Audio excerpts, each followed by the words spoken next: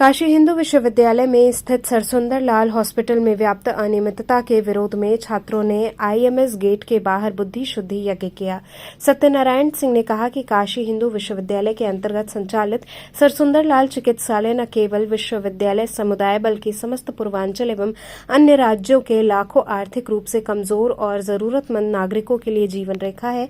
महामना पंडित मदन मोहन मालवीय द्वारा स्थापित ये संस्थान सेवा, पारदर्शिता एवं मानवता के मूल्यों पर आधारित रहा है, किंतु वर्तमान समय में ये भ्रष्टाचार, दलाली, प्रशासनिक उदासीनता एवं अव्यवस्थाओं का केंद्र बनता जा रहा है।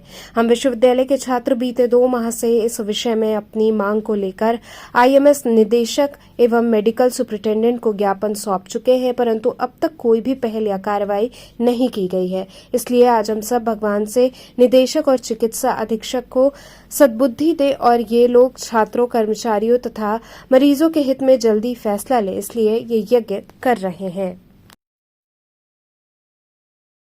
हम लोग सत्यनारायण सिंह और त्रिपाठी जी के नेतृत्व में एक चरणबद्ध तरीके से धरना प्रदर्शन कर रहे हैं, बहुत ही शांतिपूर्वक महामना की मूल्यों पर चलते हुए, बाबा साहब की विचारधारा को मानते हुए।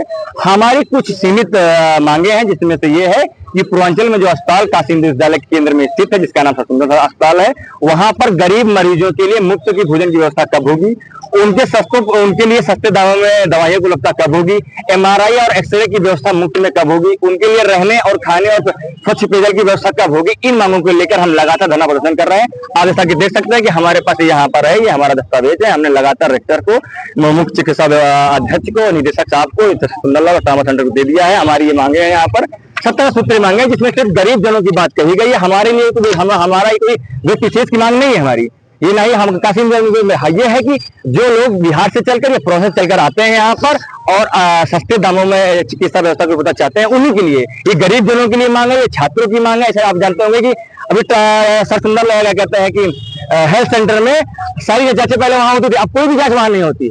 तो जब बच्चा हेल्थ सेंटर से आके सरसुंदर लाया जाएगा तो वहां भीड़ बढ़ेगी, तो जो आदमी प्रोसेस चल के आ रहा है या फिर बिहार चल के आ रहा है, उसके इलाज कैसे मिल पाएगा? आखिर भाई कब हमारे मरीजों को, हमारे भाई बहनों को, हमारे बूढ़े वृद्धों को कब मुफ्त व्यवस्था मिलेगी? कब खाने के इलाज मिलेगा?